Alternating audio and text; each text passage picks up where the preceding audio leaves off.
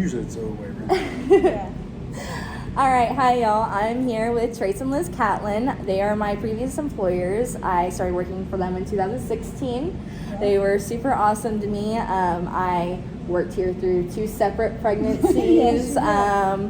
They were just really awesome with keeping me working and working around all the issues that I have. And we all know that's a little bit of a handful. So they're super awesome in that way. Another reason why I love them so much is that they make their religion a very big part of the workplace. They provide Sundays off for religion, and they also have 2 separate church programs going on, which is really awesome. We'll talk more about that, but let's go ahead and get started. So Trace and Liz, would y'all tell me more about y'all's inspiration to move from Houston down here, and what inspired y'all to name the Trailblazers? Well, I'm going to defer most of this to her. She's more the talker, and she's used to being on the radio, on her radio show, and so I'll let you do there most was of no inspiration. God said you're moving to this little town called Burnet that we'd never heard of. We actually came in on the train, having never heard of Burnet, walked into this little tea room that you see that is no longer a tea room, and walked out getting back on the train buying the restaurant. So it was one of those fluky things that only can be explained that is God. And so when we bought it, then we changed it obviously to the restaurant that you worked at. And so that's what it is here. And then what was the second part of the question? It was What inspired the name? Oh, the name. We had a naming contest. The name of the restaurant was Tealicious. It was a tea room. And so we kept that. No, we added Texas to it. Texas Tealicious, because we took it away from the tea room. Mm-hmm. And then we kept that, I guess, for about 2 or 3 years. And then we had a county-wide naming contest. And there was a couple that came in all the time, and they submitted the name. And they submitted it saying, we like the name Trailblazer Grille because y'all are blazing the trail through here for great food and great entertainment, because we have live entertainment. So. And that is extremely true. I worked here for such a long time, helped take care of the live music, and we've had so many different artists come through these doors. Jonathan Martinez is one of them. He plays with Kurt and has so many different special guests. I know that we have Courtney who comes in. Reed. Courtney Reed, Charlie Sardo. So they are fantastic. I loved working with them. They like their peach cheese and their meatloafs and those types of things. All of our entertainers are amazing, and we only use local talent. Trace gets calls all the time from Austin, people wanting to come perform, but he tells them, in the hill country we have such a pool to pull from. There's no sense in going from Austin. Yep. So. No, I absolutely love that. Definitely helping out the small towners around here. Most definitely. Yeah, I really, really love that. So I know that y'all weren't always in the food industry. So what did y'all do beforehand? Well, I've actually been in food industry my whole life. Yeah, I not started, restaurant. Yeah, just not restaurant. I started as a sacker in a grocery store at 16, worked my way up through management, and then transitioned into the distributor side of the business, and then which correlated into the gourmet and specialty foods. And then I worked with numerous chefs all over the world and stuff, and began marketing and searching out new food items, and it just kind of, which is really how we ended up talking to the owner of Tealicious at the time, because he made his own pickles, and a lot of people were very familiar with his pickles. And I started talking to him about possibly marketing his pickles on a more broader scale. And we ended up talking about the restaurant, and kind of what rest is history. He offered the restaurant to me, so we bought it. So I've been in the food business and the gourmet food industry my entire life. But so she's just kind of been in it by osmosis. Well, I know that you played hockey, right? True. I played many sports, but I did play hockey up until I was 48 years old. But that didn't pay the bills. That didn't pay the bills. But it is going to keep you healthy for a long time, that's for It sure. is. And if y'all didn't know, Trace and Liz actually have a little candy shop here in the restaurant, and they have some of the best root beers you can find. So many different flavors, and it's an amazing selection. Yes. They actually have gluten-free and dairy-free items. And I really like that, because with as many problems that we have today with gluten and dairy intolerances, it's great to have an option like that. We have that on the menu too. We have a lot of gluten-free options on the menu. Yes, they do. That's really awesome. So I know that y'all have been married for quite some time. For quite some time. So, what is y'all's secret to happy marriage? Number one, don't marry as young as we did. Right. We were very young and stupid. We've been married almost 40 years. Yeah, I was 18, Yes. 2 months out of high school when we married. Yes. And makes it quite challenging when you're both children getting married. Right. Trying to learn how to be Yes. adults. Hey, but y'all did beautifully. I mean, Well, By the this grace is of this God. is 3 separations and 1 filed divorce. So Later. yes, so later. So what you see is a finished product. Well, probably not finished, but what you see is a finished product of many years of ups and downs. Yeah. But I think what I tell most people, and we actually do marriage counseling. What we tell most people is it's all about the misconceived perceptions. Most couples go into, well, that's not true. All couples go into a marriage with baggage. Whether you've been married once, whether you've never been married before, whether you've been married 10 times, everyone comes into it with baggage. And you know, there's the saying that says, you know, that 2 shall become 1. The biggest issue is figuring out which one of you you're going to be, because you're going to be one of you know, on the heavy side of it. So figure out right off the bat what's the baggage that you're dealing with. If you believe that you only marry the person and not the family, don't get married because you married the family. Because even if they don't have family, they were raised in an environment that was different than yours. So once we realized how to solve problems without having unfair expectations of the other person, and once we realized how to love the person the way they want to be loved. There's a book called The 5 Love Languages. Yes. Everyone needs to read that book. Even if you are single and you have children, it's amazing to find out what your children's love languages are, because if I try to love him the way that I receive love, he doesn't receive love like that. And then I get frustrated, you know, and vice versa. Yeah. When we first got married, my love languages was physical touch and words of affirmation. Yes. His is words of affirmation, but when we first got married, it was acts of service, and now it's quality time. Yeah. And so you've got to balance that out. So I could care less if he came into a room with me and sat down while I was reading a book, but I did care if he told me he loved me. Well, he didn't care if he told me he loved me 1,000 times a day, but he loved it when I came in and sat down with him. Yep. And so once you realize what your love language is of the people around you, and then you realize, okay, I cannot project my unfair expectations onto this person, makes all the difference in the world. Yes, and I absolutely agree. And some of the small things that you can look for with your kids is how often do they come up and tell you I love you? Yes. Or do they give you a hug versus a kiss? Yes. Do they bring you a stone or a flower from the yard?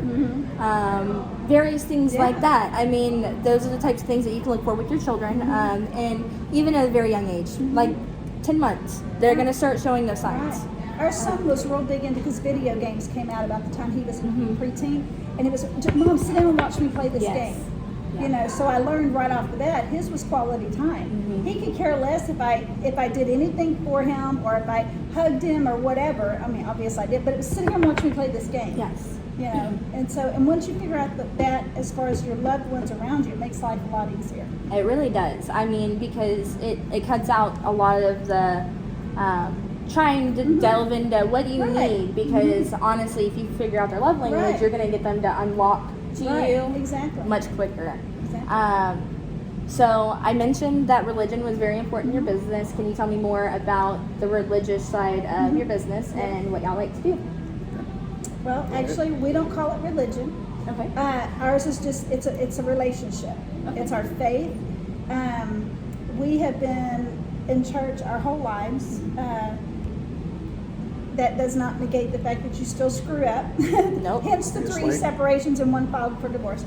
Because that's the selfish mentality in us as humans and in Trace and me. But we are a faith-based company because our family is faith-based. Our son and his wife are pastors, and they have church here on Sunday mornings. Trace and I have a ministry called the Launch Burnet, soon to have one called the Launch Lano. And but it is a ministry for unchurched people that want to know the basics of Christianity. We have a lot of people in our lives here who wouldn't necessarily go into a church building because of their past or maybe even their present, and they would feel like they were being judged. And so they come here, and we have a message that we show, we do praise and worship, and then the best thing about it is after the message, it's a Q&A time. So they're able to say, what did the pastor mean when he said blah, blah, blah? Yeah. What does the Bible mean when they say this? So at the end of the service, they walk out of here understanding everything there is to know about the message that was presented. Yes. And it's like a 12-month program. We talk about the basics, like I said, and then we help launch them into a church that suits their needs. Yeah. So we really see this restaurant and anything that's a byproduct of our companies as a mission field. We feel like that's why God sent us here. And so that's the extension of our faith. But as far as our personal faith, we both are very strong in our faith in the fact that we have a relationship with Jesus that I talk to Jesus all day long, just like I talk to Trace. Yep. You know, my little granddaughter told somebody one day, because I have counseling and because I pastor and things, she says, my granny just talks to Jesus all day long. And I do. That's what we do, you know. Yeah. And conversations are not unusual that he and I will start with each other as, you know, I was praying today and I really felt the Lord tell me. You know, that's how a lot of our conversations start. You know, what do you think about this? Because I really felt like when I was praying today, God said, Yeah. you know. And so, yeah, it's very, that's who we are first and foremost. You know, it's like Trace and Liz Catlin are Christ followers who happen to be husband and wife, who happen to be restaurant owners, who happen to be grandparents and parents, you know, but that's first and foremost. Yes, and that's how it should be when you're a Christian. You have God first, Right. and then your marriage second. Right. And then I honestly believe that your marriage should be a little bit more important than your relationship with your kids, Most because definitely. the foundation for your Yes, marriage and the is kids what are gonna sounds grow the up and hate foundation. you anyway. Exactly. You know, yeah. So, and Yeah. you have to That's how it's set that supposed to that example for your children, Right. especially Christianity Right. and today's society. And I do like the fact that you said how people come in and they might feel judged going into another church. I believe that that's definitely an issue with modern churches today. Most Is if you don't fit that ideal look, Right. or if you have a bad past, Right. or you might not be in the best place in your life Right. now, Right. and they are intimidated to go to a church because of the fact that Right. they and I don't don't fit. think any church does that on purpose, but I But think it's just that it's human overwhelming. nature to feel that way. You know, it's human nature to feel like I've got all this, what we consider junk going on in our lives. You know, we all have junk. And I don't want, especially in a small town, I don't want to go into some place where I feel like everybody else's junk is cleaned up and mine's not, and you all know my junk. You know, that's that hesitation. And we wanted to provide a place where there didn't need to be a hesitation. Yeah. You know, and then also you've got places like, if you've not ever been church and you go into a church and let's say they're in the middle of a study in the New Testament book of Hebrews. Well, if you've never been in church, you don't know what Hebrews is about. Yes. And so you walk in and it's like, you know, I don't know what's Yeah. going on. In 2 weeks, you're bored because you don't get it. Yeah. And then that's your experience and you don't ever go back. Yeah. So we wanted to provide something that helps segue people very gently Yeah. into a church where when they walk in, they feel very confident in their basic understanding of what's expected, you know, which there shouldn't be any expectations, but in our mind there is. Yes. But they walk in confident and with a desire to just know God and to learn more. Yeah. So I really like that, and I did want to add that whenever you are a baby Christian, even if you're just kind of looking into it, the Lord says, "Come to me unclean." Jesus was put on earth to help the sinners, not the already innocent. Right. He says, I came to help the hurting. So he's not here for the Right. people. He's here to help the sinners. Right. And he accepts you exactly where you are, but he loves you enough not to leave you there. yes, and so I really think that this is a great way if you just kind of want to know more. A lot of the faces around here, they don't all look like your ideal Christian, and I love that. I mean, y'all know I've got tattoos, so I have really a do nose like that. piercing. I mean, And I'm almost 60. so it's one of those things. Now, I was talking to some of your other employees, and I was thinking about a question to ask that was a little bit off topic. If you could meet one celebrity, either one of y'all, who would it be and why? One celebrity. Yes. What are you counting as a I guess celebrity? other than Jesus. Yes, other than Jesus. Everyone I'm wants not to worried meet about him. meeting Jesus. I talk to him every day, all day long. We'll get there one day. He's waiting Yeah, for us. Yeah, I talk to him all day. I don't need to meet him. One celebrity. Not too much hung up on I'm not celebrities. either, Okay, but so I'm just- singer. I'm just thinking famous people in general, who we would think is famous. For me, Carrie Underwood. I love her amazing. music. Isn't she Wayne amazing? Gretzky, or Yeah, because of the hockey. just thing. because, I met Gordie Howe, which was a great hockey player. Yeah. Or even Tom Brady, who's won more Super Bowls than anybody. Yeah. It's not that I idolize them. I just think their accomplishments are really Yes. cool. Yeah. And from that standpoint, it's like, to be able to meet somebody, it's really cool to meet the person who's won more Super Bowls than anybody, or Gordie Howe or Wayne Gretzky, who have just changed their sport, or Michael Jordan, who has changed the world of basketball when he hit the scene.